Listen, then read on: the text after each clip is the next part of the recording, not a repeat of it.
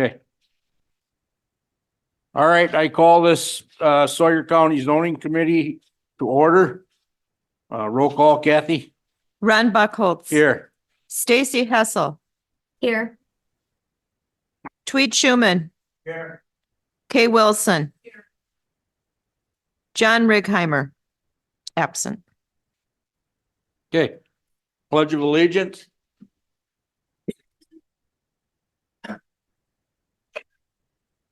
Pledge of allegiance to the flag of the United States of America and to the republic for which it stands, one nation, under God, indivisible, with liberty and justice for all.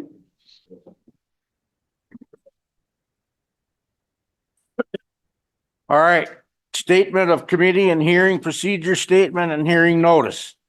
The full statement of this committee and public hearing document, including directions for individuals wishing to speak at the public hearing to be conducted at this zoning committee meeting, are available in the back of the room next to the agendas for today's meeting.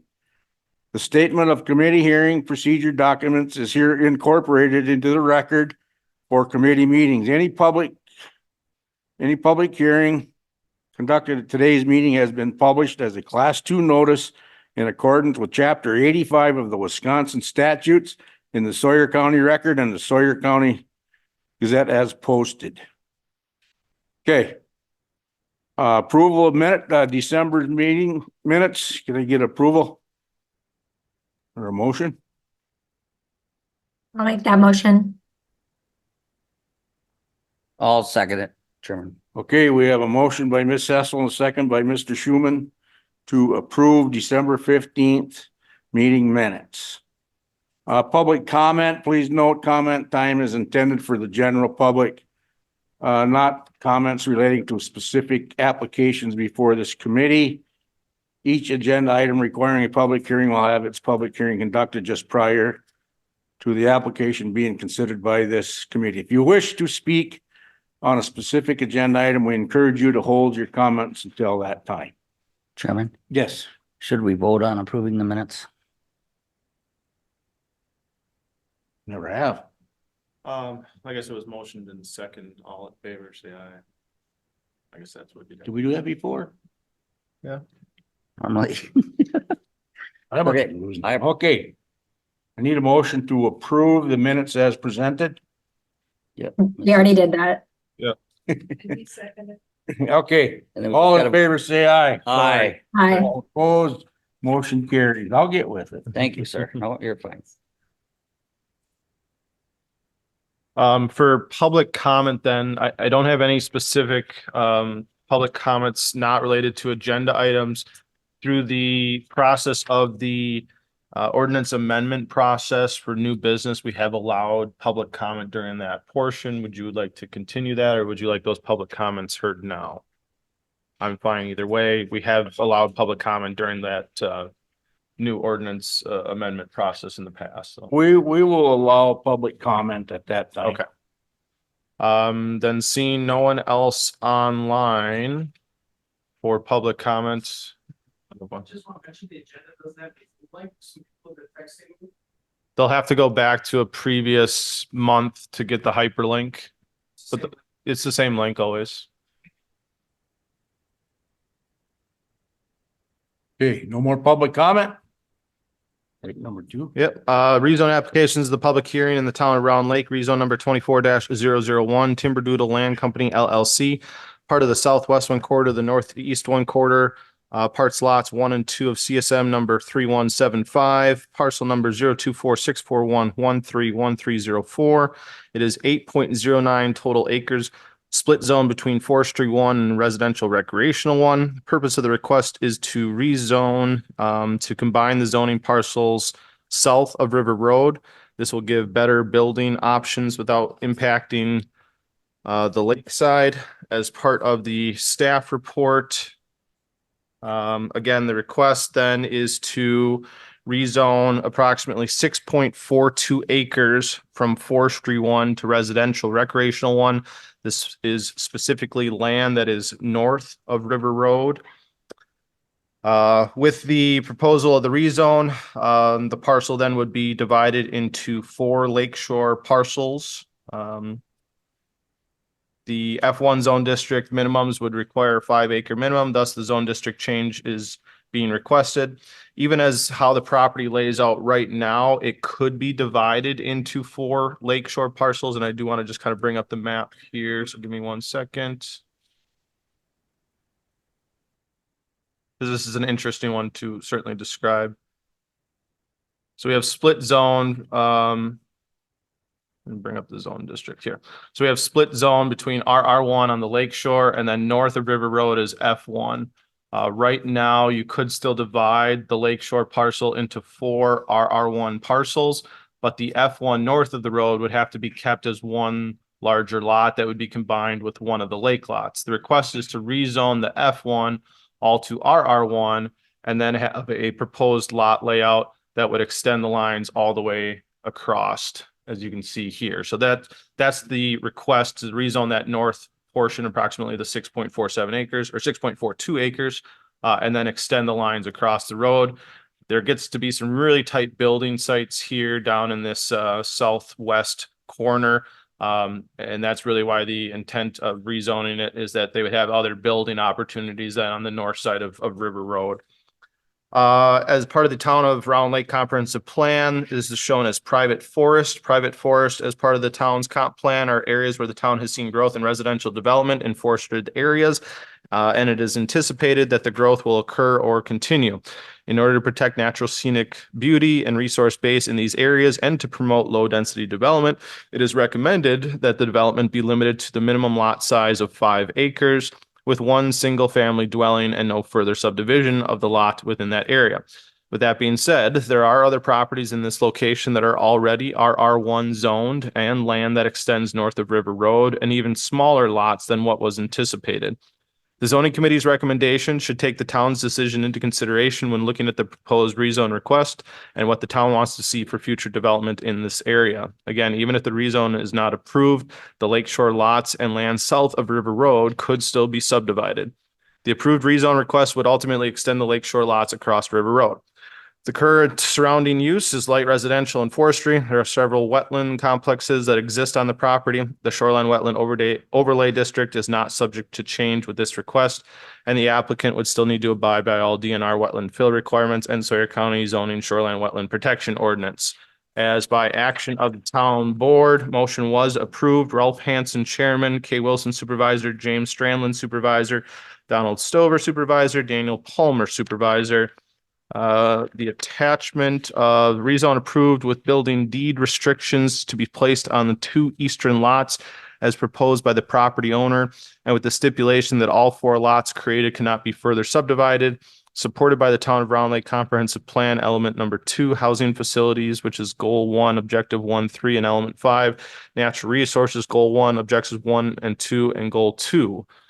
Which are further attached, which ultimately and talk about encouraging the development of new housing locations and ensure minimal environmental impacts, encourage conservation design and cluster development that results in open green space and protection of vulnerable natural resources, retain natural beauty of the town of Round Lake, protect, enhance, and promote sustainable use of the environment and natural resources and beauty of the Northwoods, identify and enhance the protection of natural resources, preserve the quality of our lakes and surface waters, protect sensitive shorelands by identifying mapped wetlands, rivers, streams, corridors, floodplains, and environmental corridors.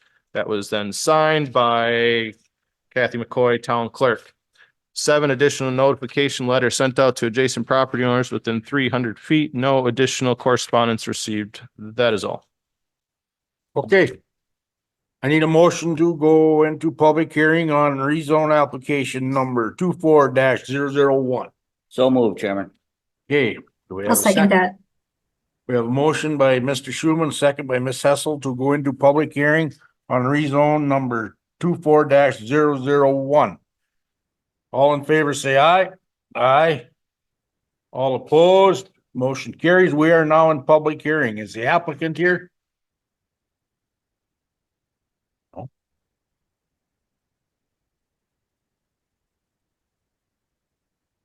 Yeah,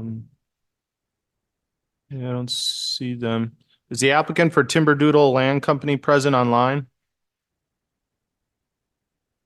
Nope, don't see him.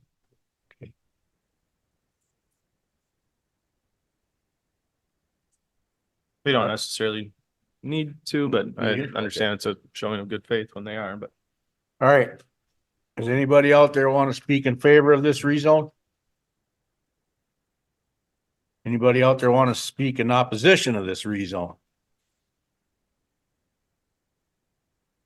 Okay, I need a motion to come out of public hearing on rezone number 24-001, please. So moved. Second. We have a motion by Ms. Wilson, a second by Mr. Schuman to come out of public hearing on rezone number 24-001.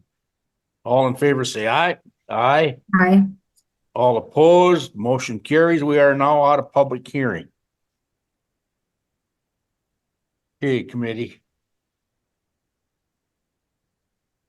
Turn it over to you.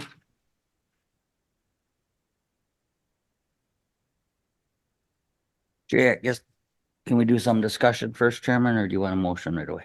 I think we should have a motion to go, but We have we're out of public hearing, so you can. yeah, we can discuss it. Okay. Yes. Before you make a. Yeah. I see on this one map, Jay, that they talk about selling that one of the parcels to the neighbor. Does that Yeah, have so any- that already occurred. Oh, that already occurred. Yep. And that was able to occur because that neighbor's land north of River Road actually is already zoned forestry. I believe that neighbor so if you're looking at this, in Yep. discussions with the developer who's, trying to do the rezone and do the lot splits here, that neighbor approached and he wanted to grab some extra shoreland and some extra land in the back. So that certified survey map has already occurred. So that is conducted.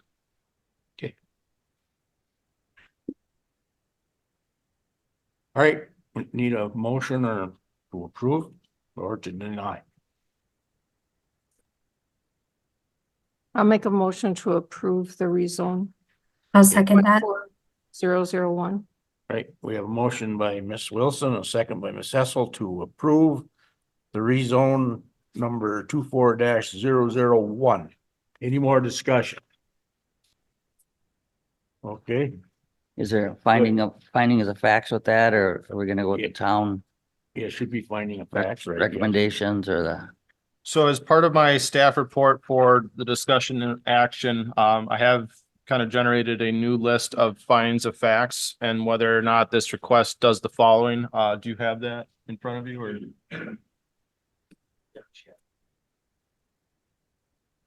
I would say the findings of fact would be 1, 2, 3, 4, 5, 6, 7, 9, 10, 11, 12, and 13.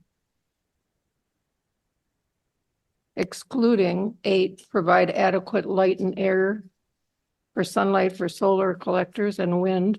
And number 14, promote the efficient and economical use of public funds.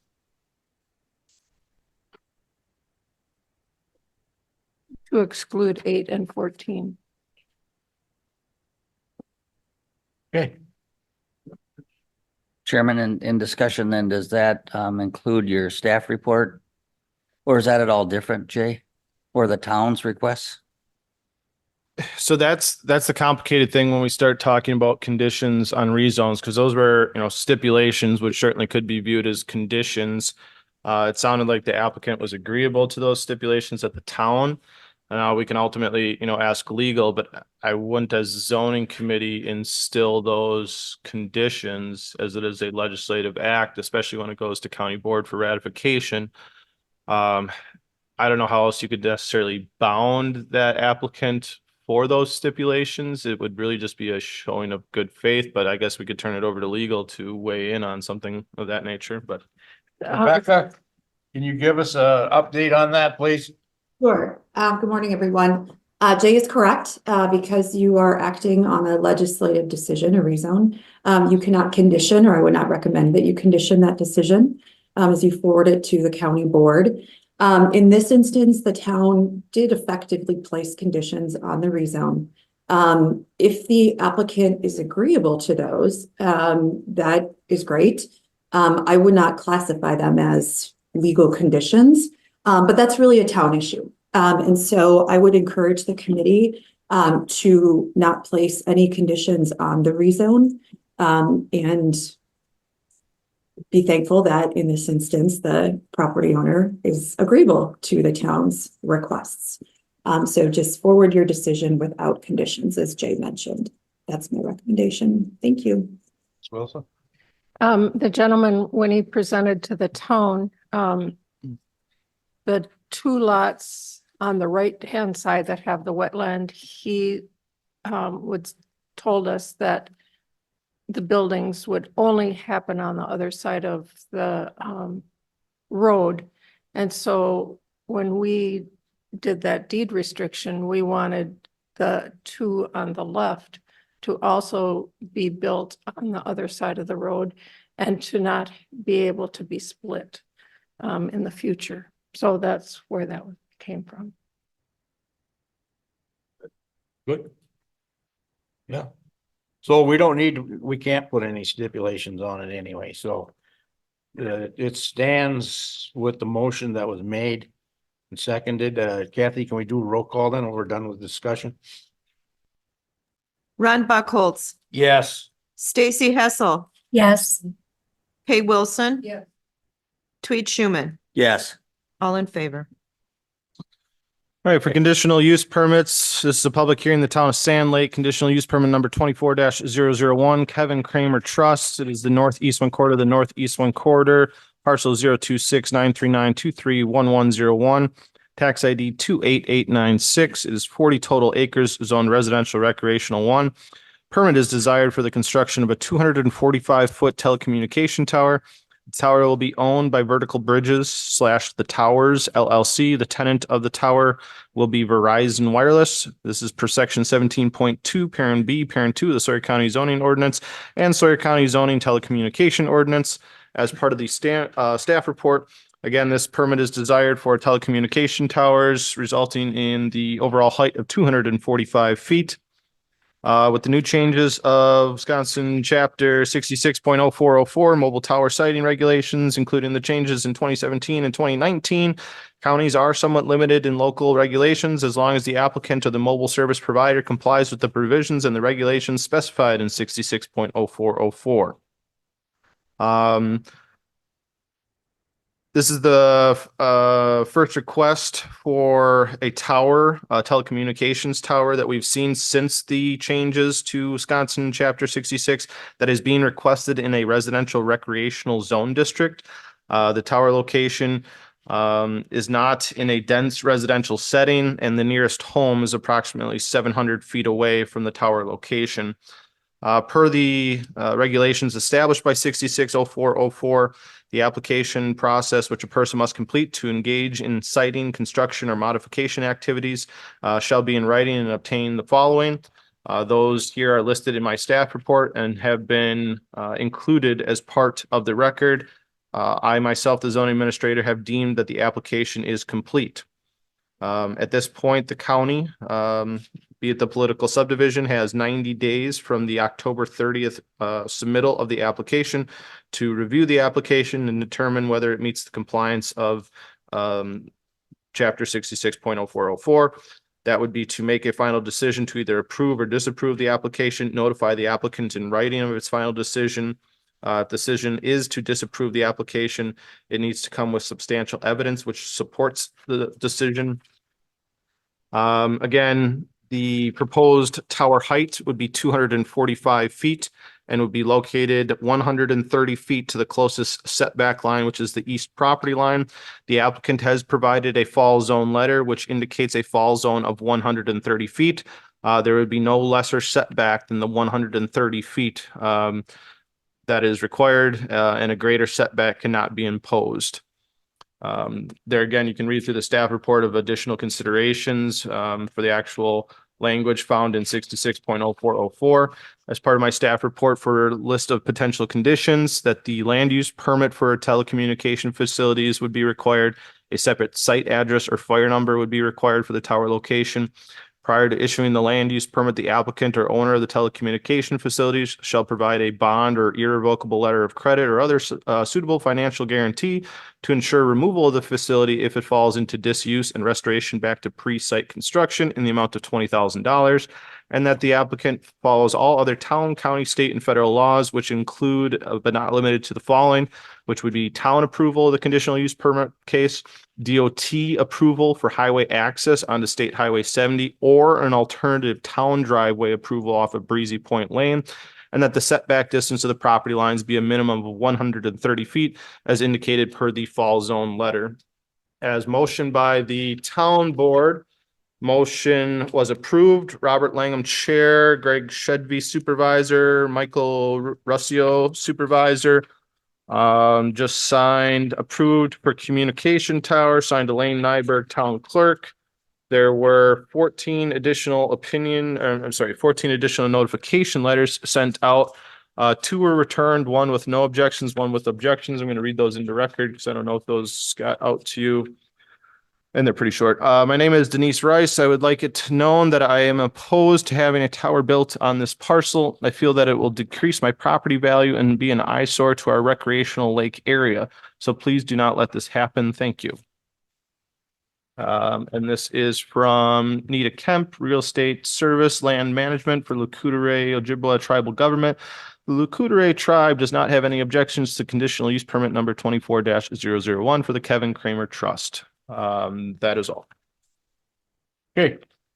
All right, I need a motion to go into public hearing on CUP number 24-001. Motion. I have a motion by Mr. Schuman, Second.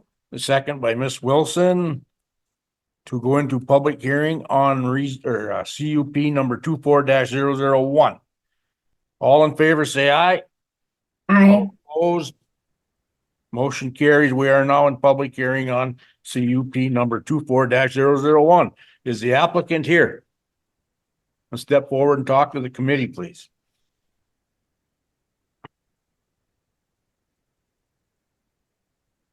Good morning. My name is Scott Stito. I'm with Buell Consulting. I am the agent for Vertical Bridge and Verizon. Can we have your address too, please? My address is 105A Dorn Drive, Wanakee, Wisconsin. Okay, thank you. What do you like to tell the committee on anything on this? Well, what I'd like to tell the committee is that, as an agent for these carriers, they don't come along and want to build a tower if there isn't a need for it. There is a requirement by the FCC that they cover all numbered highways within a certain amount of time of them getting their FCC license. So that's what in effect we're doing. Okay. Great. Anybody have any questions for him? Go Yeah, ahead, sir, Mr. you're, Schuman. oh, yeah, thank you, Chairman. Sir, you're willing to follow then all these conditions that are listed by Jay? Absolutely. Those are a normal part of our due diligence whenever we build a tower. Thank you. And I have Go one ahead. question if I may. Any progress on DOT highway access approval? No, this is kind of the first step. Okay. I'm not going to contact anybody until I have the blessing of Sawyer County and the township. Ms. Hessel, you got any questions for the applicant? I do not. Okay, thank you. All right, thank you, sir. Thank you. All right, does anyone out there want to speak in favor of this CUP? Does anyone out there want to speak in opposition of this CUP? I have one speaking for informational purposes, Bob Degg. Yes. Can you step to the mic? Step to the please? mic, please. If you'd like to speak. Yeah, my name is Bob Deeg. I live on Breezy Point Lane. My property doesn't abut to Kevin Kramer's property where the cell tower is to be built. So my only comment is, can the top of the cell tower be made or disguised to look like a pine tree? I have no idea. I guess it's a question for the builder. Yeah. Can you answer that, sir? Well, You have to step to the Yeah, mic so step we to the can, mic, just yeah. pick it up on audio.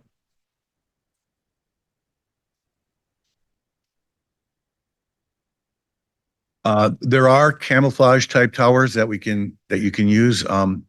However, when you have a and they don't look much like a pine tree.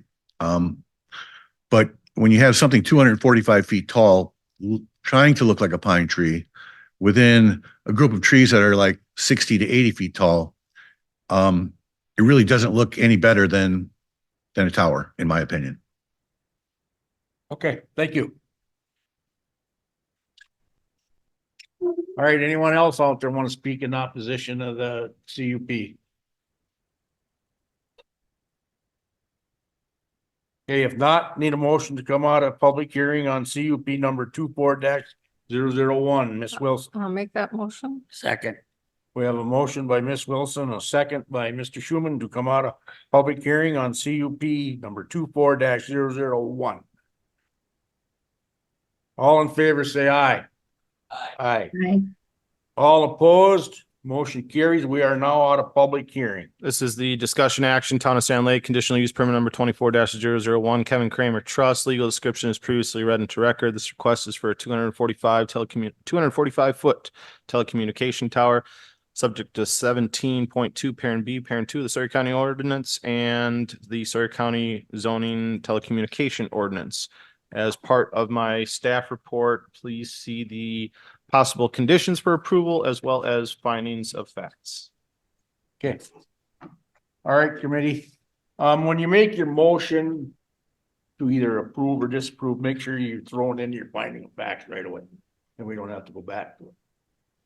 That's the way we've been doing it. It's been working. It does. So, Yes, sir. okay. Go ahead, Mr. Schuman. All right, Mr. Chairman, I'll make a motion to approve CUP number 24-001 with the staff report, possible conditions included here, 1 through 4, and finding of facts 1 through 13. Okay, I'll Motion second to that. approve. okay, we I'll have a second. motion by Mr. Schuman with the finding of facts and second by Ms. Hessel. Any more discussion? Not? Roll call, Kathy?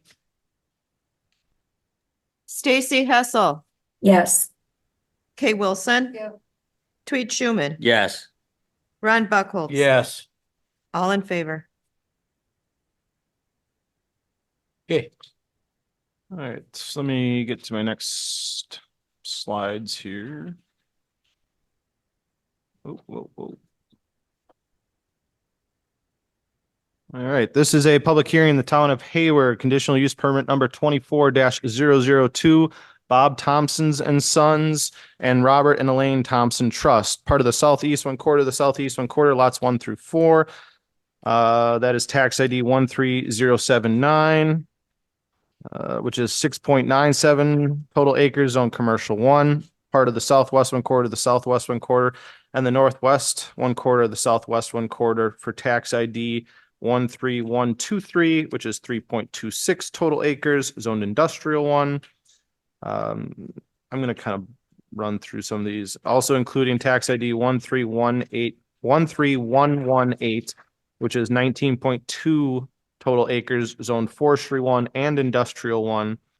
Tax ID 13105, which is 40 total acres, zoned forestry 1. Tax ID 40450, which is 13.74 total acres, zoned agricultural 1. Permit is desired for the 5-year renewal of conditional use permit number 01-010 for the location operation of a non-metallic mineral extraction operation, including rock crusher and hot mix plant.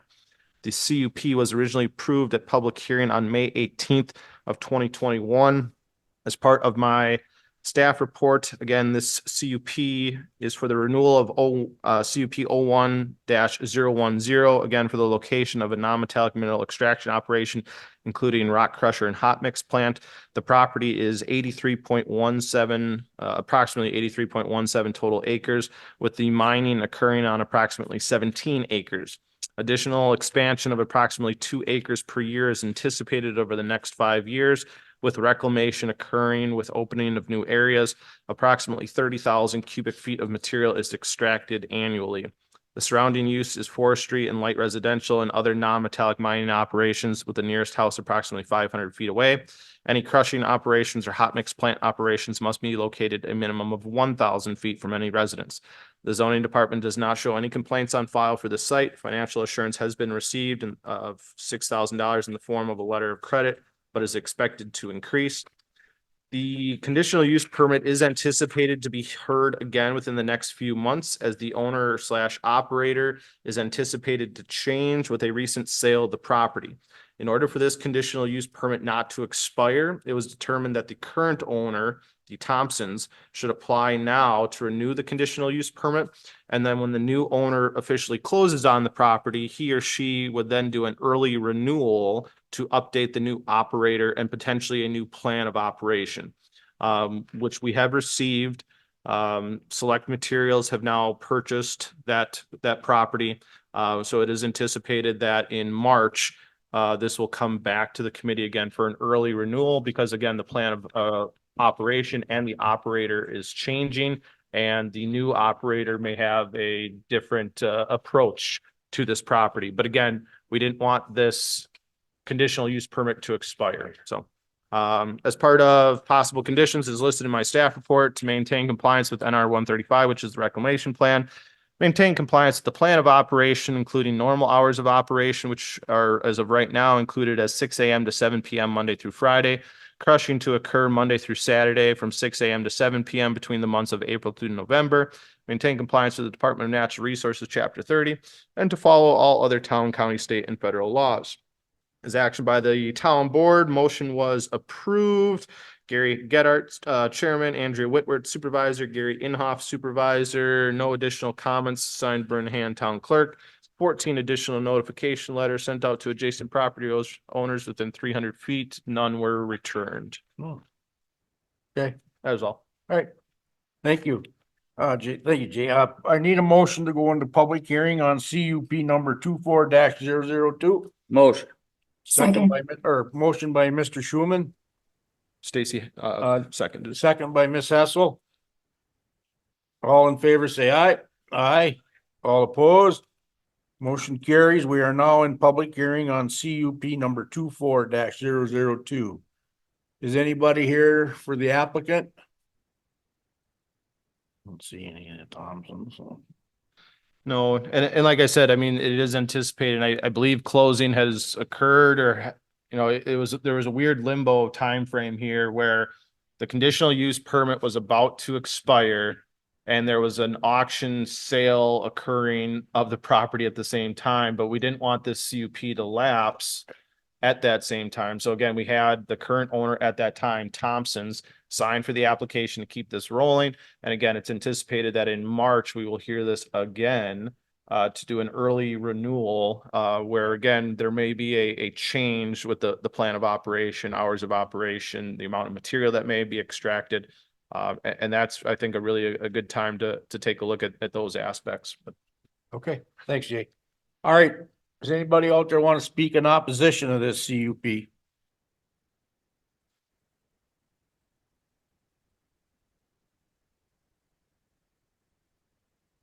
Douglas Kurzweil, 11055W. You have three minutes. Well, it's not going to take that long. I'm not in opposition to this at all. I just want to point out something that I don't know if I heard it right or not. But I do believe that in the staff report, it was stated that there would be 30,000 feet of material moved per year. And I got a feeling most of that gravel and stuff is in yards. And there's a difference between a cubic foot and a cubic yard by a factor of about 27 times. Thank you. Okay, thanks. Anyone else out there want to speak in favor of? Anyone out there want to speak in opposition? Okay, need a motion to go out of public hearing on CUP number 24-002. Yes, sir. Mr. Schuman, Second. and a second by Miss Wilson. All in favor, say aye. Aye. I, All opposed, motion carries. We are now out of public hearing on CUP number 24-002. This is the discussion action, Town of Hayward conditional use permit number 24-002. As per the applicant at the time that the agenda was posted, Bob Thompson's and Sons and Robert and Elaine Thompson Trust Legal description is previously read into record. This request is for the 5-year renewal of conditional use permit number 01-010 for the location operation of a non-metallic mineral extraction operation, including rock crusher and hot mix plant. Okay, committee? Okay, can I do a discussion real quick Yes. here? Okay, that is a typo then, Jay. It's yards, not feet. I'd have to look back at the actual Okay. plan of operation then- that they've included. Okay. And then the hours of operation, Jay, will remain the same, obviously, correct, on this application? As of right now, correct. When we set up for, I believe it's locked in for the March zoning committee meeting, it would be anticipated that there would be a new plan of operation, which may change the amount of material extracted annually. It may change the open acreage. It may change the hours of operation. I have not received those fine details yet at this point, but that would be as part of discussion for that March agenda. And has the previous owner showed signs of reclamation process? Because this has been renewed several times. Yeah, so several renewals of this conditional use permit for the gravel pit there. There has been some reclamation occurring.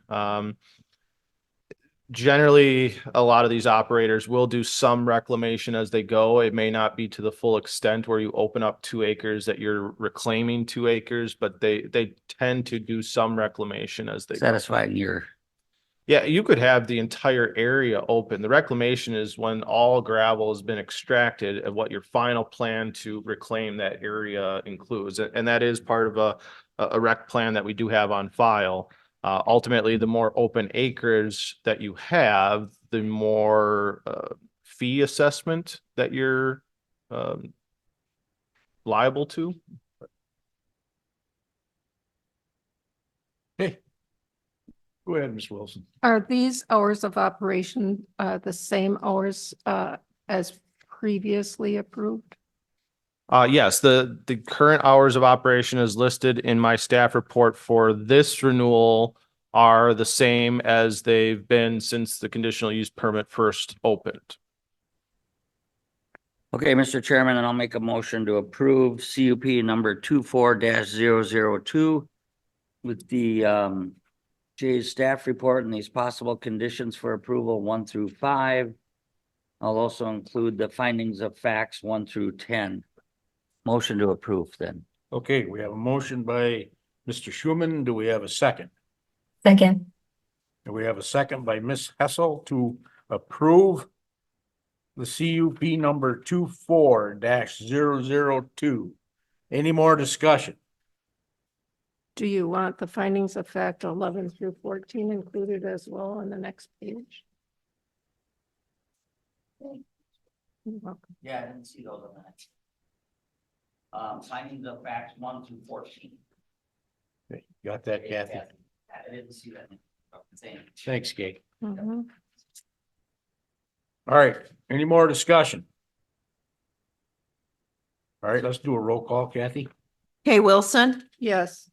Tweet Schuman, Yes, Stacy Hessel, Yes. Ron Buckholz. Yes. All in favor.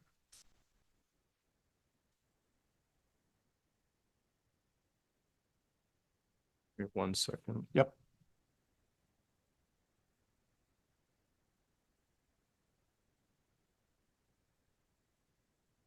All right, moving on to this public hearing, conditional use permit number 24-003, Town of Winter, which is commonly known as the Winter Shop Pit, part of the southwest 1 quarter, the northeast 1 quarter, section 28, township 39 north, range 5 west, tax ID 35443.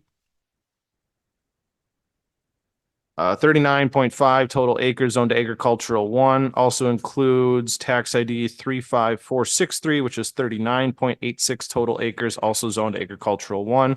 Also including tax ID 35469, which is 11.0 total acres zoned to agricultural 1.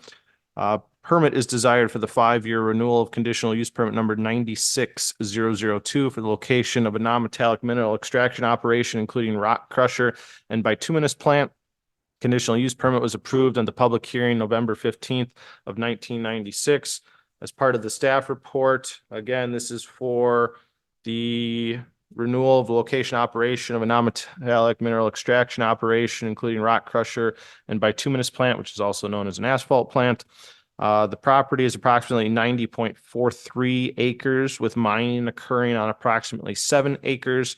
The town of Winter, as according to their plan of operation, and this is different than what the staff report has, but according to them, it's to be anticipated that they would extract less than 2,000 cubic yards per day as part of their operating hours and durations.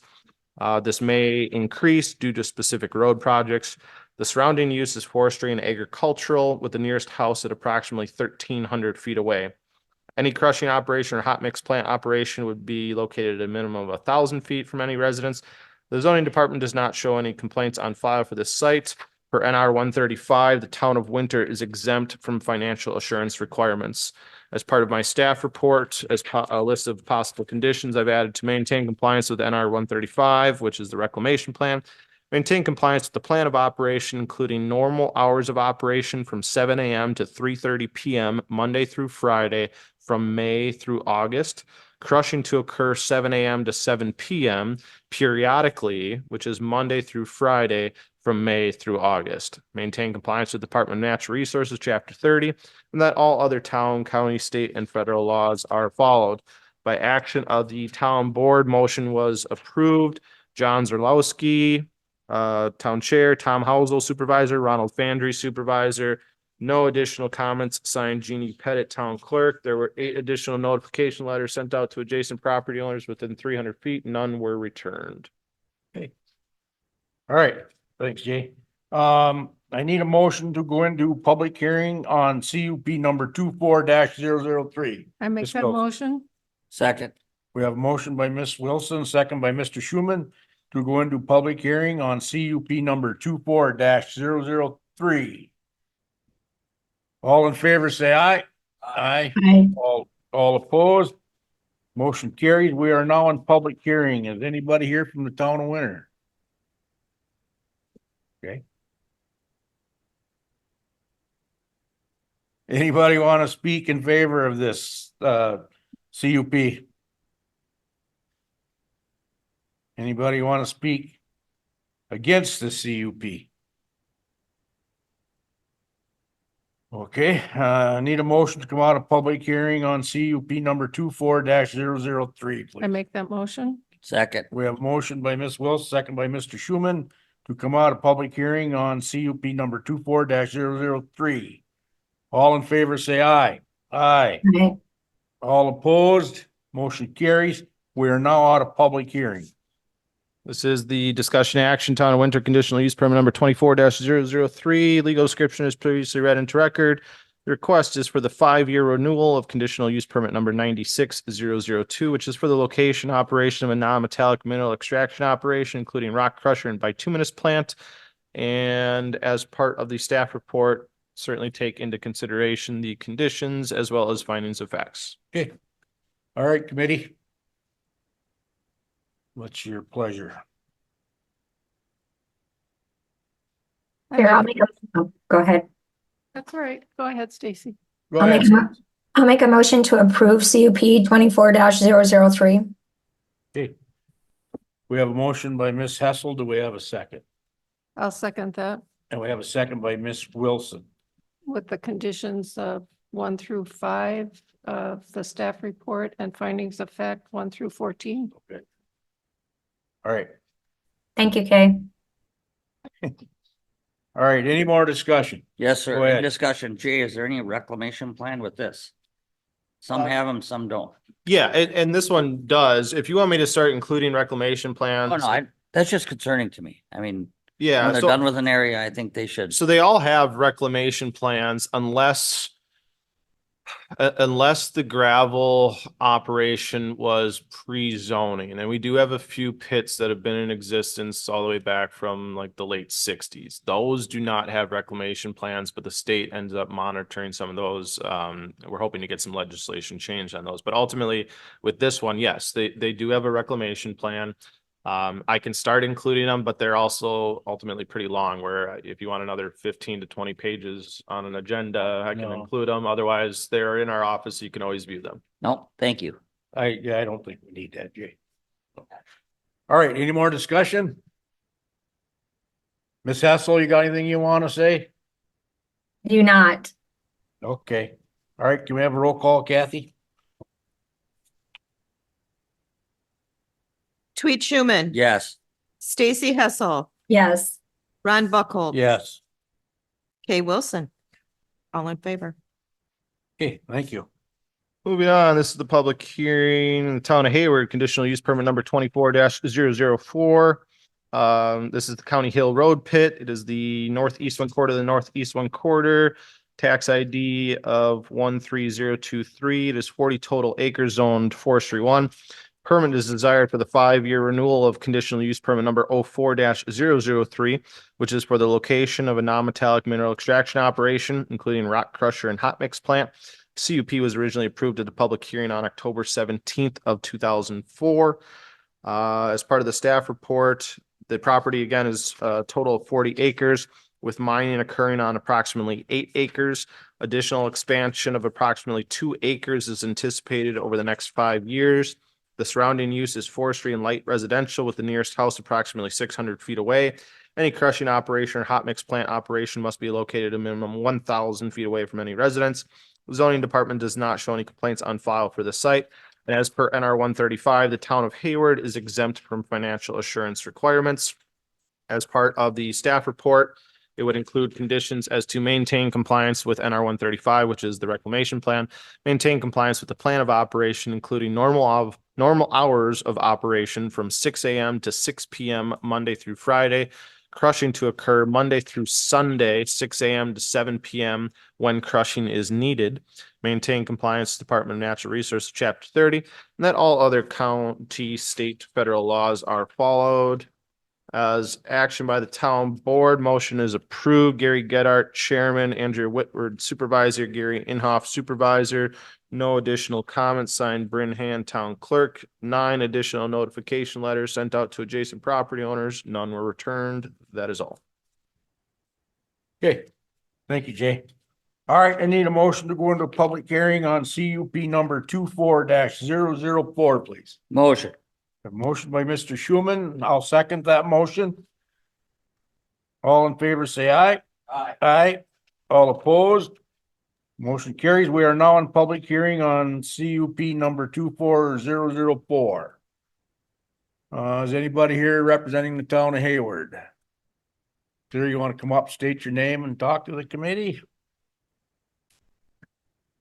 Rob Lang, road supervisor for town of Hayward. Is there anything you want to tell us? No, just No, that's just a fine. renewal.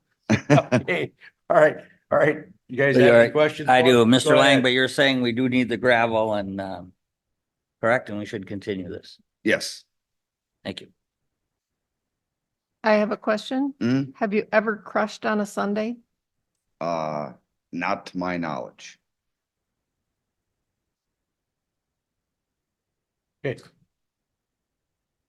All right. Ms. Hessel, you got any questions for him? I do not. I'm just proud of him for standing up there. Okay, thank you, sir. All right, anybody out there want to speak in favor of this CUP? Anyone out there want to speak in opposition to this CUP? Okay, if not, need a motion to come out of public hearing on CUP number 24-004. I make that motion. Second.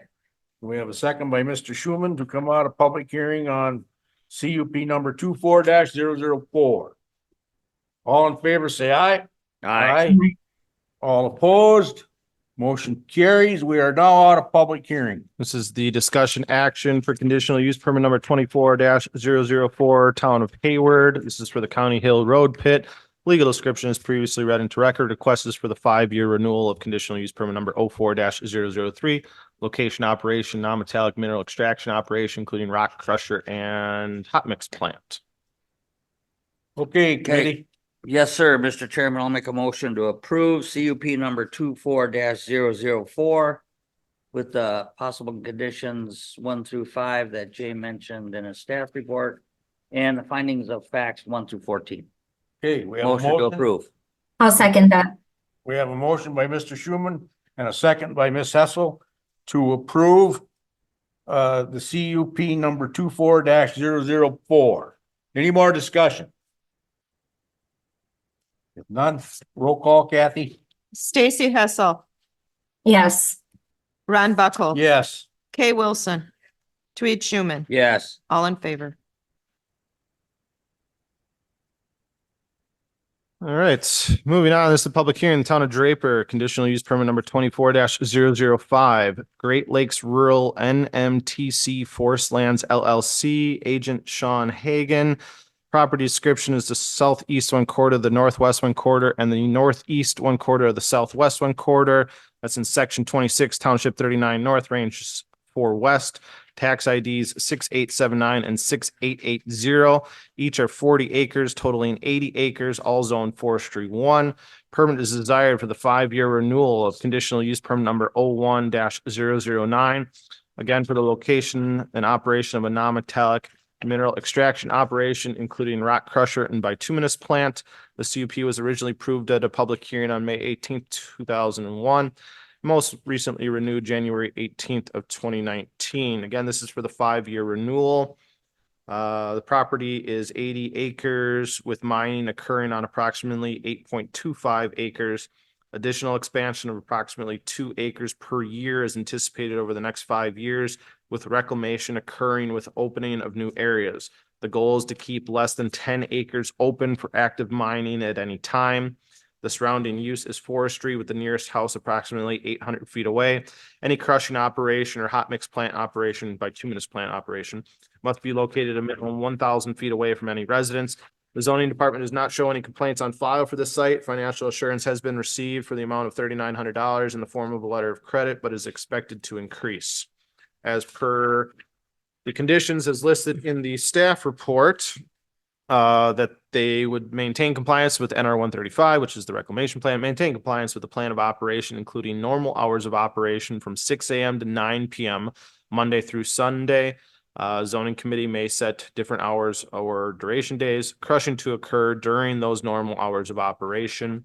To maintain compliance with the Department of Natural Resources, Chapter 30, and that all other county, state, federal laws are followed. As action by the town board, motion was approved. Richard Burt, chairman, Tim Kelly, supervisor, Steve Benning, supervisor. The town of Draper is requesting the right to purchase gravel and have a pile crushed and stored at this site. We approve the renewal of the CUP, signed Elizabeth Klein, town clerk.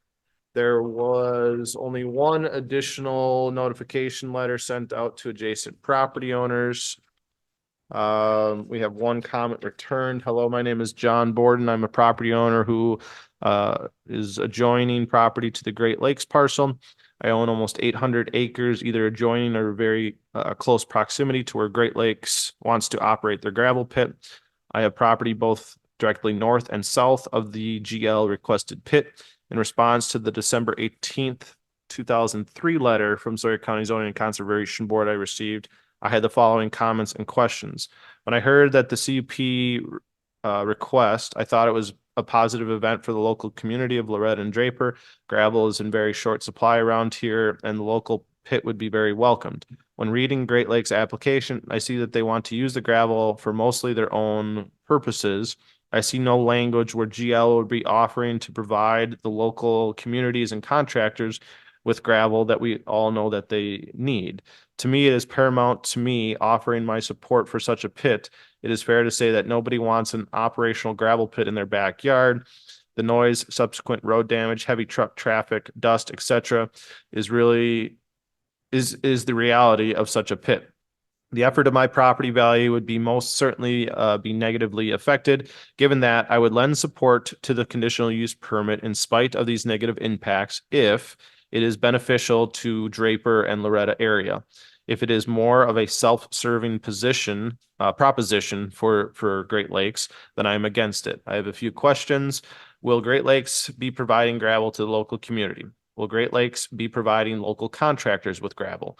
Will Great Lakes be providing gravel to me as an adjoining landowner? Will Great Lakes provide a written contract for gravel to the above?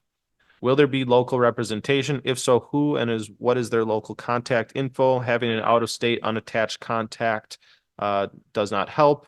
With Great Lakes committed to do, what had Great Lakes committed to do in regard to local damages caused by heavy dump trucks filled with gravel? Since I own property both north and south of Great Lakes, would they be willing to provide me with a legal right of way to access both the north and south parcels of my property? My property is non-managed forest law or leased and never will be. Myself and adult son would be the only ones utilizing this right away. We pride ourselves on being a stewards of the land. My property is a sanctuary. Please email me if you have any questions. John Borden. That is all. Okay, thank you, Jake. All right, we need a motion to go into public hearing on CUP number 24-005. Motion, Mr. Chairman. We have a motion by Mr. Schuman. Do we have a second? I'll second that. We have a motion by Mr. Schuman, a second by Ms. Wilson to go in public hearing on CUP number 24-005. All in favor, say aye. Aye. All opposed? Motion carries. We are now in public hearing on CUP number 24-005. Okay, is the applicant here? Okay,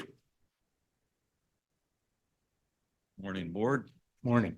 My name's Sean Hagan, and I'm coming to you representing the Aurora Sustainable Lands Company, who manages the Great Lakes and MTC property. Our office is down in Chapel Hill, North Carolina. I come to you from Toivola, Michigan. So just a few hours away. As you may know, this pit has been in existence for about 22 years. I think it was first CUP was in 2001. And it's been managed primarily as a gravel pit to provide materials to the road systems that surround this property, this gravel pit. I believe it's 16,000 acres in total. So there's several miles of woods roads that need maintenance, and that's the primary purpose of this gravel pit, provide materials to keep those roads up and maintained. In the past, a portion of this pit has been leased to Matthew Construction, and they used it for their purposes and providing materials typically for public road use as they did projects in the area. And they did do some sales from that pit as well, I think, to adjacent landowners and other contractors. That lease expired back in 2022, I believe, and reclamation on the pit for the area that was used by them was completed by them. So now we've got nice tapered slopes, revegetation, and a small pond adjacent to the active area. The active area does have a small amount of processed material in it that we'll use for top coating roads or fixing stream crossing areas, riprap material type stuff. But we have no immediate plans to do any crushing. Well, I went to the town of Drapers hearing on this earlier this month. They showed an interest in obtaining some material, having some crushing done, putting some material up so that they would have use and materials to take care of town roads. So with the approval of this, we will sit down and continue those conversations, and hopefully this summer we will see some crushing activities and their access to that material made available. Everything else regarding the plan remains the same in terms of operations of hours, the activities that were planned. And the remediation plan is not 30-some pages. It's only about half a page. So if you want to get a quick read on that, it's pretty straightforward, looking at 3-to-1 slopes and the opportunity to expand the ponds as sites are reclaimed. And I'd be happy to answer any questions. So are you willing to sell gravel to the public? We don't have gravel to sell to the public right now. I mean, so what if you did crush? I would not want to go into any hypotheticals. Okay, We're a timberland management organization. That's really our primary focus.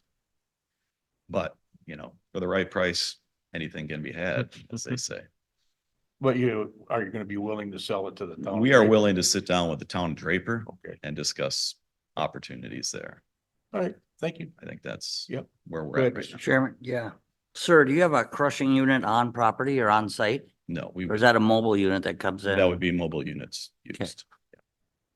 And all these roads that you currently provide gravel to or did, are they roads that you own or that your company owns? Yeah, there are existing roads on the property that we manage. That's correct. Ms. Hessel, you got any questions for the applicant? I do not. Thank you. All right, thank you, sir. Very good. Thank you. All right, is there anyone out there that wants to speak in favor of this CUP? Go ahead, state your name, sir. Steve Beining, Town Draper Supervisor, Chair of the Town Draper Plan Commission. We voted unanimously in favor of this COP. As many of you can attest to, the hunt for gravel is never ending. We maintain about 40-ish miles of road in conjunction with the Flambeau River State Forest and also with the federal government in our federal areas, but there's a number of private roads. The agent here is our largest property owner, private property owner in the township, and they've been a good partner to us over the years. So I know we'll get a deal done to get some gravel on these roads that need some attention. The thing I'd like to point out, the reclamation done on this property on the north end and the old part of the pit looks absolutely beautiful. The vegetation's starting to come in, the ponds look nice. I don't want to say it looks like a golf course, but because the veg is just really low, but the property from where it came from looks really nice. And I think it could be a model for other pits for doing reclamation projects. Thank you. I got a question for Yeah, Mr. go ahead. Vining. Yeah. Yep. How far away would another pit be for you to go if this wasn't available? I think our nearest one might be Bumblebee Road has one going Yeah. in Town of Winter. I believe so. I was gonna ask that question. And the other one, I know we've been looking over in price. So to have another opportunity at gravel for us and is, I don't want to say, I don't want to overstate it, right? But to have an additional vendor available to get gravel would be a tremendous help for us, especially when we start bidding out these types of projects, right? Okay. Thank you. All right, thank you. All right, anyone else out there want to speak in favor of this CUP? Anyone out there want to speak in opposition of the CUP?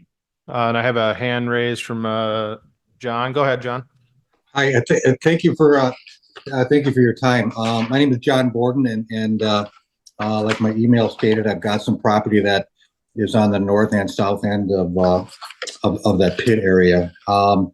And I won't go over my email, but it does sound like the main purpose of this pit is more of a self-serving proposition for Great Lakes versus trying to do something for the community. And if it works out in some shape, way, or form, then yeah, maybe we'll provide gravel for the town of Draper. And it sounded, listening to what Sean was saying, that when queried about that, the language got a little vague about making commitments, to that. And like I said, I mean, we need gravel in that area, but if it's not going to be provided, or it's going to be not committed to in advance, then I would say that, I would be against that. But I think if it does sound like the folks in Draper have got, outside of a written contract, a pretty firm commitment from them. So that I guess that's a positive thing.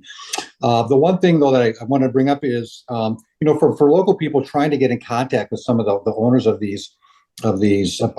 Great Lakes. And so Great Lake they own the property, but it's managed by Aurora Sustainable Lands in North Carolina. And Sean is the representative for them, and he's up in the UP. Who do we contact? I mean, is it Sean, and is the cell number that he's got on the application, is that the number that local people can call if we have questions and about the property? All right, thank you, sir. And generally, we can't answer questions, but as far as the contact information, that is what I have for contact information. I have a mailing address for Great Lakes Rural, NMTC Forest Lands, and I also have the agent's contact information there as well. All right, one last question. Sean, would you be open to providing me with that right of way since I own the property on the north and south end of the pit area to access my property on both ends? Steve, I got a quick question for you. Does your township sell gravel to your local residents or no? Not that I know of. Okay. I mean, it's a public resource, right? So we're using it on our roads. Yeah, okay. I just wondered because I know like some townships sell gravel to the local residents, but they put a limit on how many loads they can get. I just wondering. Okay, thank you. Well, and ultimately, Draper doesn't own their own pits. So Correct. they're contracting out from other private pits to obtain their own town gravel. Right. You know, on other like, you know, the town of Hayward or the town of Winter, they have their own pits, which we just renewed their conditional use permits. Majority of that is used for their own town projects. If they have surplus, yeah, at that point, then they may sell to private residents. That's what I'm asking. I'm town board chair of my township in Meadowbrook. And we have ours crushed in somebody else's pit too, but there for a while we were selling to local residents. And they could get like maybe one load if we were out hauling gravel. That's why I was asking. We don't do that no more because it's hard to come by. So anyway, thank you. That answers my question. Hey, Jay, could you have John's comments sent to us so we can reach out to him offline and kind of touch base? Sure. Kathy, can you make sure that we forward that on to town of Draper? And really to answer your question, John, that isn't something, I mean, comments should be directly addressed to the committee. If you have concerns about, potential easement rights, that can certainly, the committee can ask the applicant or the agent about that, but the committee can't necessarily direct those or have those comments directed to the agent. Again, the contact information for the agent is there, and I mean, it's as a public knowledge, so you could certainly reach out directly to them as well. Okay. All right. Thank you. All right. Need a motion to come out of public hearing on CUP number 24-005. Yes, sir, motion. We have a motion by Mr. Schulman, Second. second by Ms. Wilson to come out of public hearing on CUP number 24-005. All in favor, say aye. Aye. All opposed, motion carries. We are now out of public hearing. This is the discussion action, Town of Draper, conditional use permit number 24-005, Great Lakes Rural NMTC Forest Lands LLC. Legal description is previously read into record. Permit is desired for the 5-year renewal of conditional use permit number 01-009 for the location operation of a non-metallic mineral extraction operation, including rock crusher and bituminous plant. And keeping in mind the staff report list of possible conditions as well as findings of facts. Okay. All right, committee. Turn it over to you.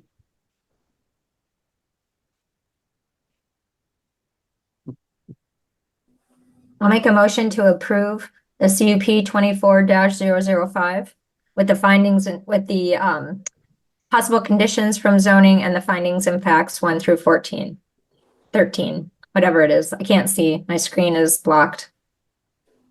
Okay, we have a motion by Ms. Hessel to approve CUP number 24-005. I will second that motion. All in favor, say aye. Aye. Oh, aye. Aye. Oh, we're in discussion. Sorry, we gotta do roll call, Kathy. Sorry. Any more discussion? I think that the hours of operation should be adjusted. I think 6 a.m. to 9 p.m. Monday through Sunday is ridiculous. And maybe we could use the model that the Thompson pit had, 6 to 7 Monday to Friday and 6 to 7 Monday to Saturday for crushing. April to November.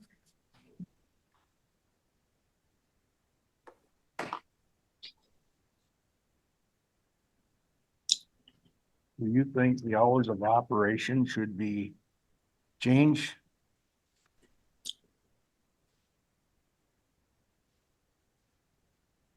I do. Because they have it 6 a.m. to 9 p.m. Monday through Sunday. That is a long time.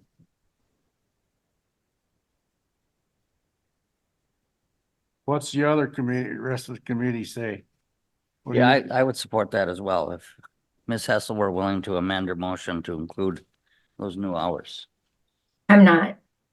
I think that, that gets into a fine line. We don't tell store operators how long to stay open, whether we agree with them or not. I think that they're probably respectful, otherwise they wouldn't be renewing after 22 years. If there's no complaints on file after 22 years, then I think we need to respect their hours of operation and why they do what they do. Yeah, Jay, there's no complaints. Jay, are there any complaints on file for those hours of operation? There is not. Ultimately, this is a very rural area along County Highway M. Ultimately, then too, it would be something if the applicant was agreeable to the conditions or amendment of the conditions, you'd want to reach out to them to make sure that they were agreeable to those. If the applicant wants to change them, certainly that might be a good route to go. In discussion, Chairman, could we ask him to answer that? Yes, you sure can. Do you understand the question, sir? So the hours of operation that are in question, I mean, that really comes down to crushing activities. Right. And usually that would happen in like a 2-week period. And that gives those folks the flexibility to run as long as they can. Certainly during the summer months, you have daylight up to 9 o'clock. Typically, they would wind things down prior to 9 o'clock to be shut down and quiet by 9. But that's kind of the key reason is the crushing activities that do take place. And this is mobile operations. They're moving literally around the North Country, trying to get those jobs done and put material out for all the entities they're crushing for. And providing those extra few hours every day can really make a difference. Now, I don't know about the Sundays.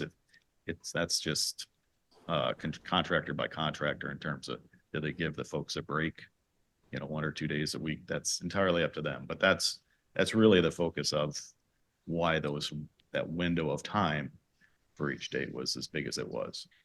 Let them ramp up at 6, wind it down before 9, and do the crushing activity and move on to the next job. As far as moving gravel, Change it, would you be okay with that or no? well, I mean, you're just like Ms. Hessel said, you're constricting what happens in a very rural area. Yep. We do have one adjacent resident that's about 800 feet away. She was a Draper board member, I think 1 or 2 CUPs ago, and she voiced some concern about it. And we assured her that we would do our best to limit that noise. And if she had issues when we were crushing, that we would address them. Okay. They never came up. Okay. And you stated you're only crushing a couple weeks a year, That's typically what happens. right? As a We- mobile we unit, don't- you answered We that. don't typically crush every year. Got it. We didn't the last 2 years. Well, with that being said, it's up to Kay, whoever made the motion. I'm okay with keeping the hours where they've got them because I know about where it is and it's very rural except for that one house. And there's no complaints on file. I would just assume just leave it the way it is, but that's up to you guys. You made the motion. You can amend it or do whatever. Excuse me, Chair, I made the Oh, motion sorry, Stacy. and I am not willing to rescind it. Okay. All right. Any more discussion? Now we'll do roll call. Yeah. Ron Buckholz. Yes. Kay Wilson. Tweed Schuman. Yes. Stacy Hessel. Yes. All in favor. Okay. Thank you. May I request a short recess? Yes. Thank you. All right. I call this zoning committee meeting back to order. All right, number 4, new business. Yeah, as part of new business, we again are discussing the ordinance amendment for multi-dwelling development. Been working with a kind of work group on this for the last couple months, as well as legal counsel. And kind of as legal counsel, Rebecca and myself, we're discussing some of these kind of scenarios. There was another interesting kind of, not necessarily hypothetical, because it could happen. And it's really focusing around condominiums, which after, Rebecca and I kind of discussed, there is somewhat of an issue legally. And I think we need to really kind of go back to the drawing board to kind of fix that type of scenario. But ultimately, how we have this proposed now, and this is after, again, legal's analysis. So from version 5.2 to 5.3, one of the main takeaways, there wasn't a lot of substantial change with the 5.2, which is the one you saw last month, to 5.3. It ultimately moved the elements of prohibited in the shorelands within the general zoning ordinance and moved it into the shoreland ordinance under prohibited uses. And that was one of Rebecca's, big legal risks analysis, that it should not be in the general ordinance. And again, moving it to the shoreline ordinance and making multi-dwelling development prohibited within shorelands. That was one of the big takeaways that we heard from the towns. So that is the route we went. Correct me if I'm wrong on that, Rebecca. I think I kind of summarized that correctly, but No, I think that's correct. And it's not, I would say that, that big change isn't a substance change. It's just a form change. We want to make sure that the prohibition of an activity in the shoreline area is in the shoreline code. And so it was just a matter of putting that restriction in the right place, but it does not change what the effect is of the restriction. yeah. But ultimately, I mean, where we've identified, a potential, I guess, kind of loophole was through the condominium type of setting. Now, condominium is a form of ownership. And, right now there are still, old resorts that are, existing that are out there. You think of Treelands, or you think of, Chief Lake Lodge. Those are, continued operated resorts, even pre-zoning.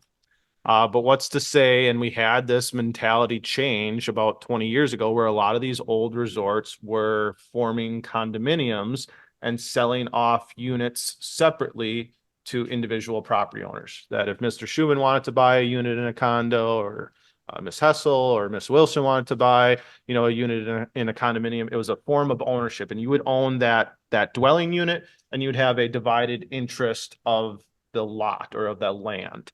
Well, what we have here for the definition of multi-dwelling development is development regardless of form of ownership, consisting of 2 or more dwelling units, including a condominium. So ultimately, if we keep that language in there, these old resorts wouldn't be able to form condominium forms of ownership. And I think that would be a very unintended consequence that we don't want to have, because that has been a mentality of this community for the last several generations, where again, these resorts were, not wanting to continue it as a resort, but wanted to condo out those units to private owners. So that threw a flag up to me. I mean, ultimately, if the towns or the zoning committee, wants to, prohibit resorts from turning into condominium owners, you have that ability, but I would advise against it, just because we've allowed it for the last several generations. In essence, though, I mean, this ordinance does not allow creation of new condominiums without existing dwelling units. And I think that's kind of the route we'd want to go, where if you have, 1,000 feet of frontage, this ordinance would prohibit the creation of a new condominium, multiple dwelling units on one lot, or a new resort. And that's kind of what the towns wanted to say. And in essence, then you are, cutting out resorts on shoreland property, which is 1,000 feet from a lake, 300 feet from a river or stream. But the condo issue is something that I do want to go back to the drawing board and try to resolve. You know, because the intent was that, okay, you had this old resort, or you maybe even you stopped doing a, you know, resort use and now it's a family compound and you have 3 houses on one lot. And you want to now condo that, and I want to buy a unit, and Ron wants to buy a unit, and Tweed wants to buy a unit. And I want to be able to allow that as individual unit owners. The issue then comes up when, if and when you wanted to rent that unit as a TRH, where we've been looking at one rental is still fine, and you have to go with the Health and Human Service Department and get a TRH license with Matt and his staff. But when you're renting the second dwelling unit on that lot, you still trigger to a resort, which would then need a conditional use permit to operate that use.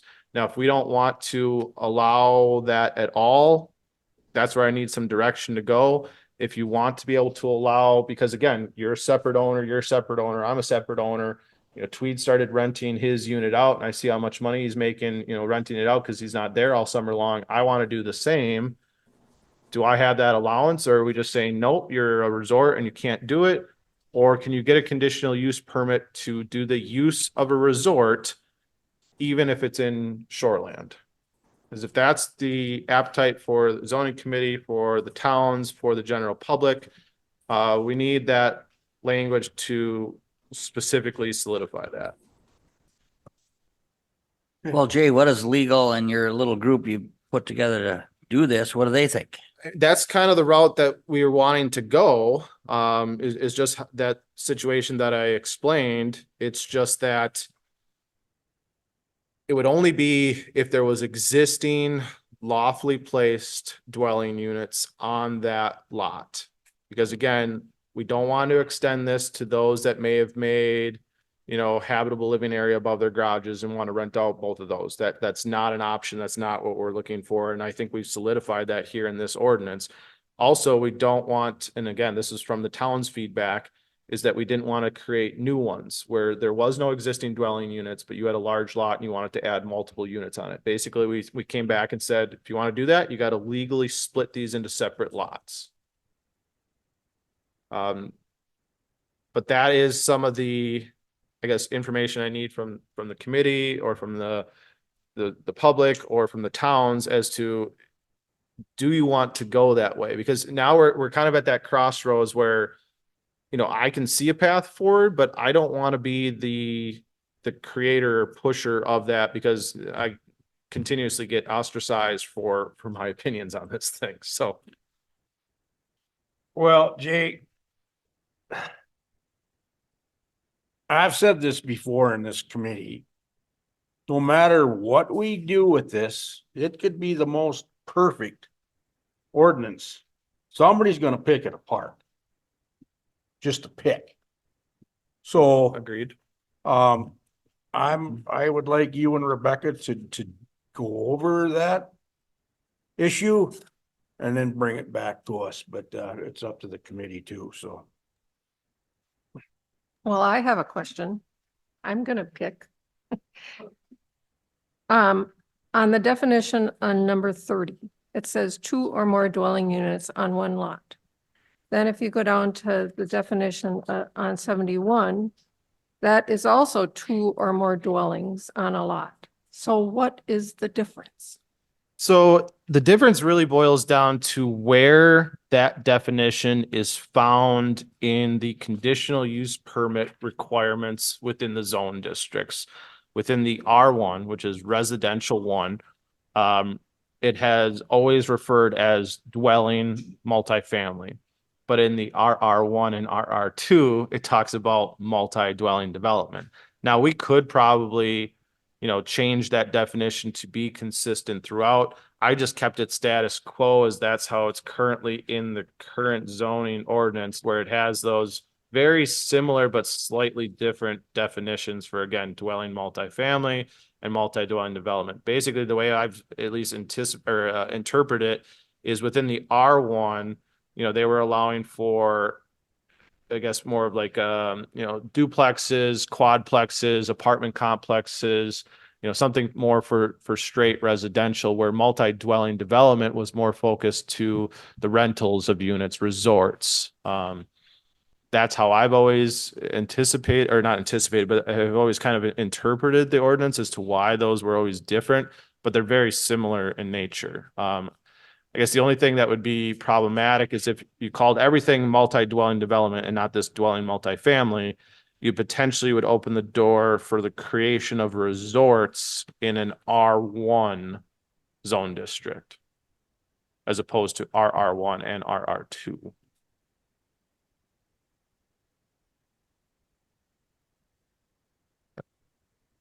I was trying to keep this as simple as possible, and it's become more complicated than I could possibly imagine. Well, I don't know. I see us making progress here. I do too. And maybe there's public here that want to make a comment on this as well. Is that what? Yeah. And I have a hand up from Rebecca as well. Rebecca, go ahead. Yeah, thank you. Just briefly, first off, Supervisor Wilson's question was a very good one. And I had the same question when I was looking at this and figured out that exactly as Jay just said, there's really no effective difference between these two. It's just how they are used in the specific zoning designations. And this challenge, if you will, is a carryover from what the code already has. So these terms that Jay is working with, he kind of inherited these. This is what's already in the code. And so it can be clunky, but we're dealing with an already very clunky code. And so when there are these questions, and again, they're very good questions, I think it's just important for everyone to recognize that the code that we're working with already has challenges. And so Jay's trying to do this as streamlined and specific as possible. If there are more questions about the condo issue, I'm happy to answer those. Jay did a good job of summarizing. One thing I'll just clarify is that what we have to distinguish a condominium as a form of ownership. It is not a land use. The statutes specifically state that. And there's case law to support that. Now, the effect, the use of a condominium, that we can look at regulating, but I just want to make sure that we're all on the same page, that, you know, when we're using these terms, we just have to be careful in how we use them, because there are legal implications on how we use them. That's it. Again, any questions, just let me know. Yeah, and the other thing that, you know, Rebecca and I discussed is, well, we can't basically outlaw condominium creations because it's a form of ownership. And then if one of those units was to rent, if we say, well, you need a conditional use permit because one of you in the condo is renting, that is an unfair interpretation to that unit owner, where if you wanted as a single private property owner and just do a TRH, you don't need a conditional use permit. And that's kind of the route, at least we've, decided from zoning and health and human services. So you can't make special exemptions for non-condos versus condos.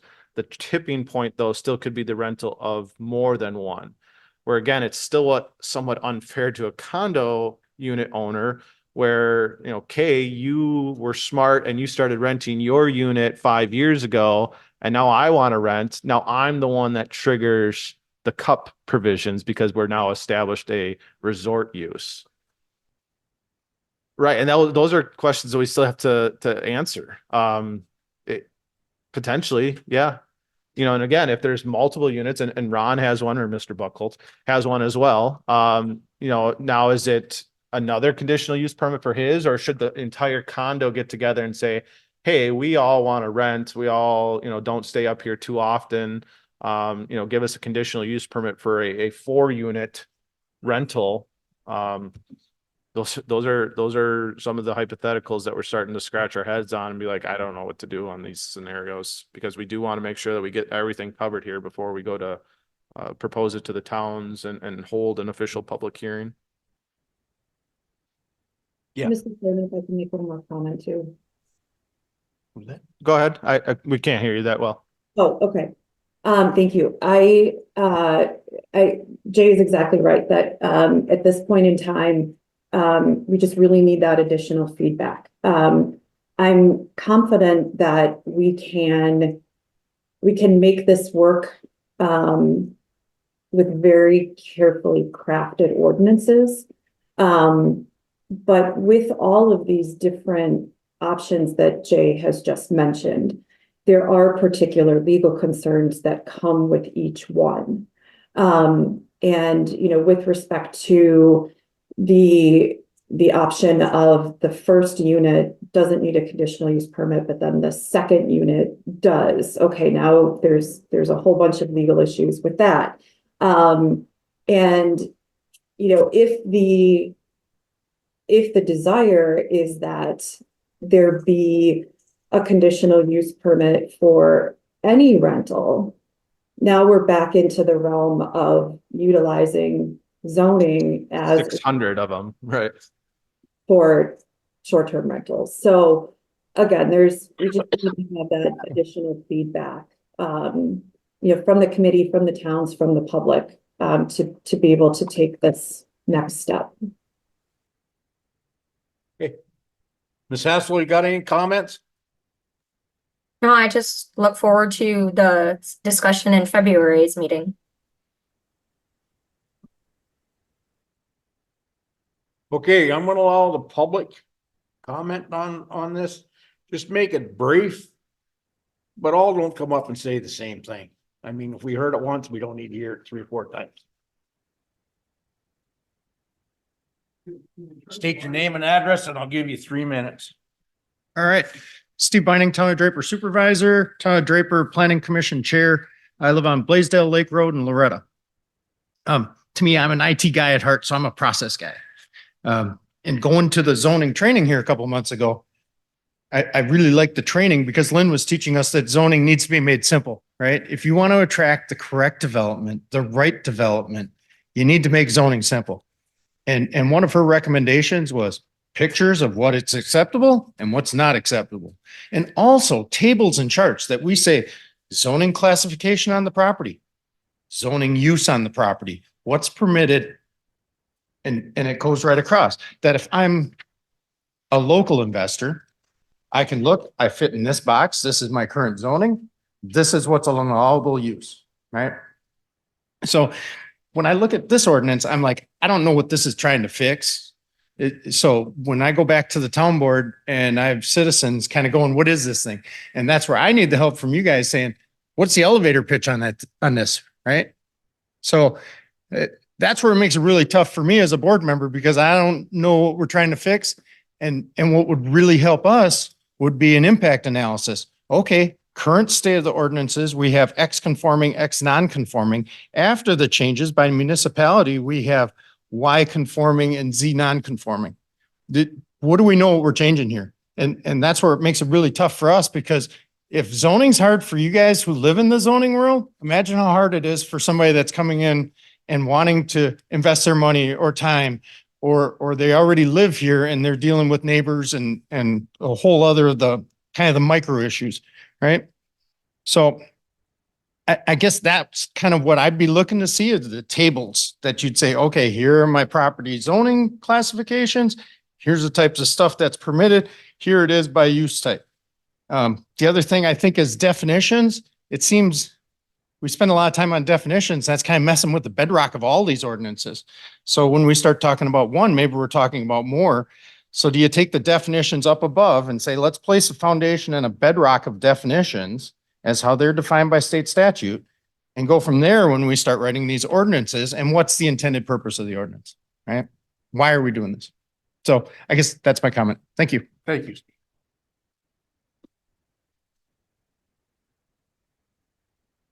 Next. Benjamin Kurtzwell, 16040 W West Lane, Hayward, Wisconsin. Sorry, Ron, if we're going to say some of the same stuff, but unfortunately, a lot of this version 5.3 is the same as version 5.2.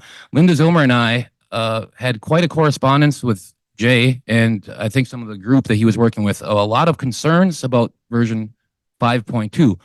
I don't see any of those concerns addressed in 5.3. Again, the idea of having accessory structures with a habitable living area are considered to be dwelling units. So we have hundreds of illegal apartments over garages in Lake Country, just in half the county that I assess. So I imagine there are more than that. Those seem to be a conditional use permit away from becoming a resort. That's what the towns do not want. They do not want resorts in RR1. They do not want people with an illegal dwelling unit above a garage to be able to rent out both properties. Until zoning committee and the zoning writes their ordinances to reflect that, you're going to have a very difficult battle passing this at the town level. Thank you. Thank you.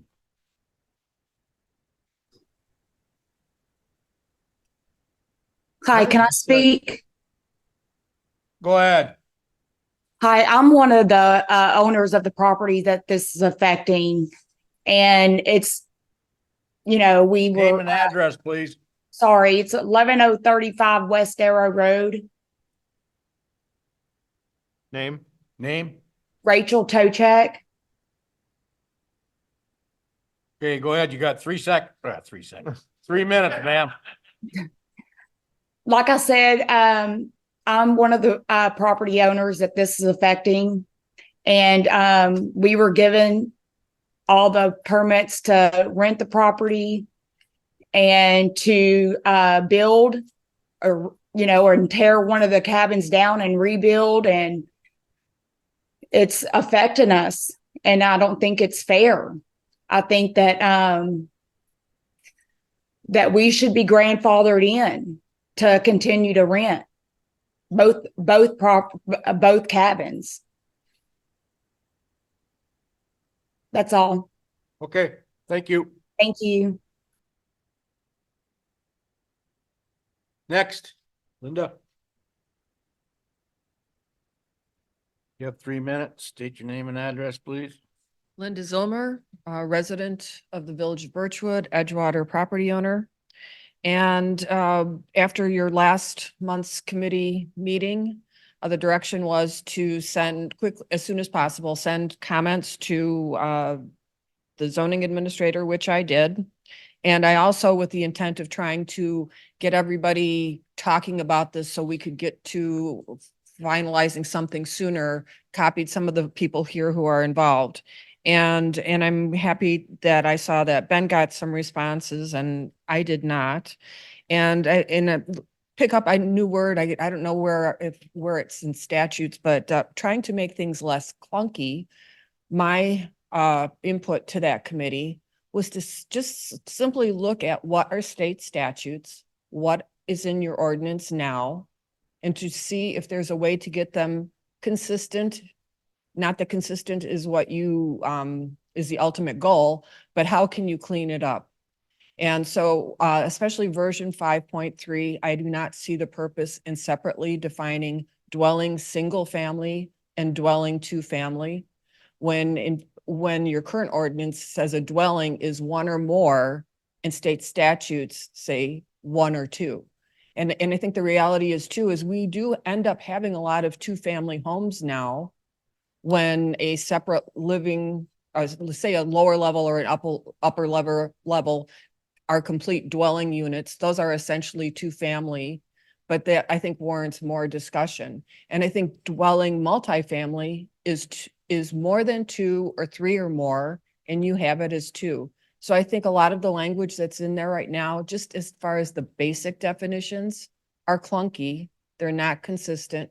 And I think there's unintended consequences.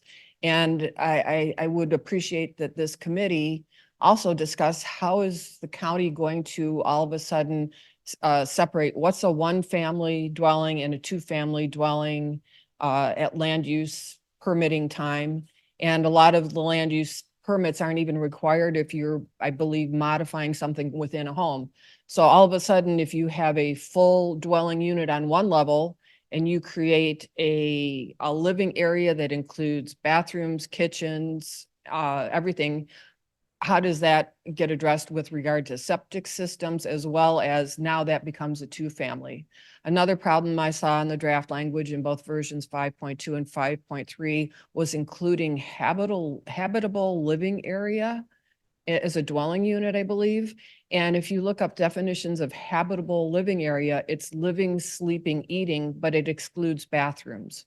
So I could put 2 bedrooms down in my basement and it's a habitable living area, but it's not a dwelling unit. Time's up, Linda. Thank you.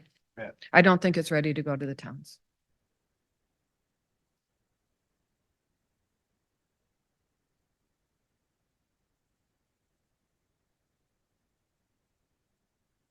State your name and address, Doug. Douglas Kurzweil, 11055W Arrow Road, Hayward, Wisconsin. Just a couple of things here in, let's see, I believe it's the proposed RR1 uses authorized by conditional use. And it's actually a recurring line through all of this.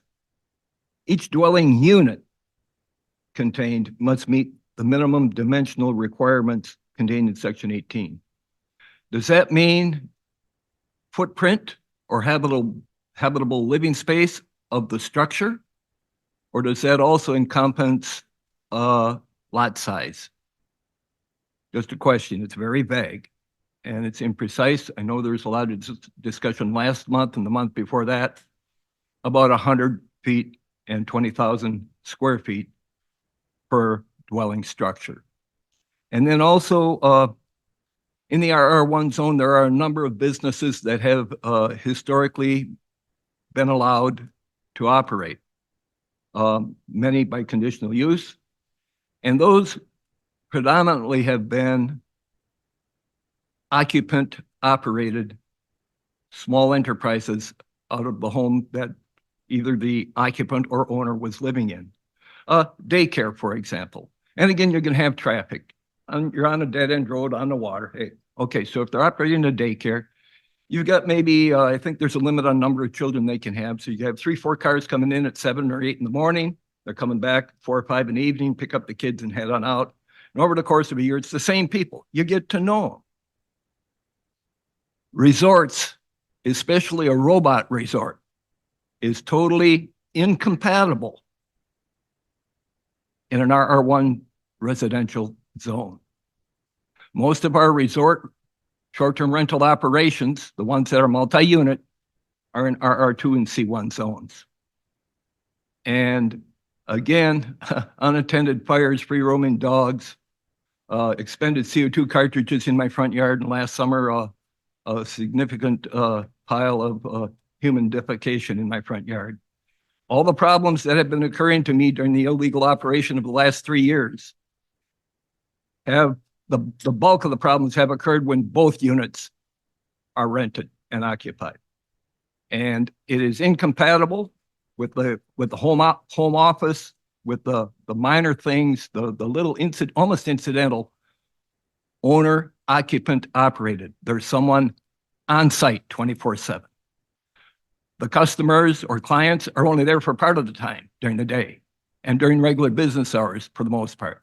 With the robot resorts, there's no owner, no occupant, no manager. 3 minutes are up, Mr. Kurzweil. No oversight, just the strangers, 24/7 and a different batch every week. Thank you. Anyone else?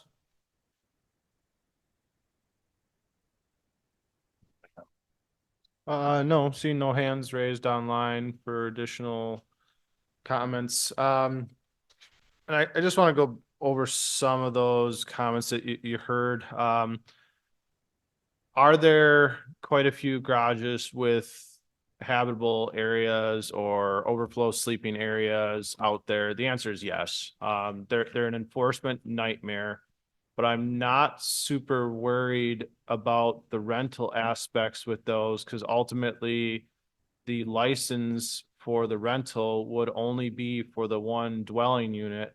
And if those circumstances were to apply for a conditional use permit, they're almost self-reporting their illegal use, which at that point, then we can easily do enforcement because you've said that you want to allow this for the second rental or the second dwelling on the lot. Well, hey, actually, that was never supposed to be a dwelling, and now I'm going to cite you for having it to begin with. But again, they're an enforcement nightmare because, 70% of them probably do have bonus rooms and other, beds or bathrooms, but not all of them. 30% of them, in my estimation, are actually true just storage areas above garages. Yeah, they may be finished, but they're not having overflow sleeping. They don't have beds. They don't have bathrooms. And that's where the enforcement issues with those two-story garages come in. Because again, in order to go and occupy and go inside a building, I need a warrant from the judge. He's not going to give me a warrant to go and look at those above area garages because again, what information am I providing to the judge to actually receive a warrant? But again, where they would request to be a resort as a 2-unit on one lot scenario, well, now we can go back to the records and say, no, when you were took out the permit to build that garage, it was indicated as an accessory structure only to just be a garage. And now that you're requesting to be a dwelling unit, well, what do you actually have in there? So I think it's almost a self-reporting aspect with those issues, but. So they're gonna say, hey, I bought this property, you didn't say the wrong thing. Excuse me. Let Jay talk. The other aspects as far as the duplex scenarios or the two family, that was some of the information that we received back from the towns, and the towns basically didn't want to allow, duplexes on shoreland. Now duplexes would still be allowed on non-shoreland, but that is, it is different than the state definitions, but it was something that we kind of tailored to suit the comments that we received from the towns.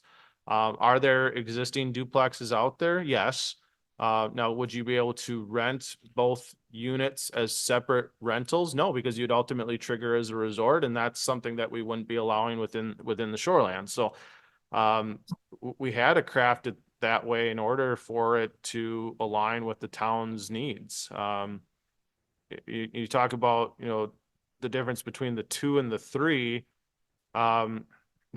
That's kind of how we had to structure this in order to appease the town's requirements. So I did receive the comments from Mr. Kurzweil and from Ms. Zilmer, and I'll look through those again. I know Ms. Zilmer had given quite a bit of information. They weren't just simple comments related to the actual draft language. It was entirely involved and interweaved with state statutes as well, which I will go back through and look at to see if any of those fit with, again, the other comments that we received from the town as well as zoning committee in the past. So.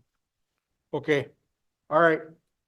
Now, I'm gonna make a motion to postpone the multi-dwelling ordinance until Jay and Court Counsel or Rebecca can go back over it one more time and hopefully have it figured out by our next zoning committee meeting.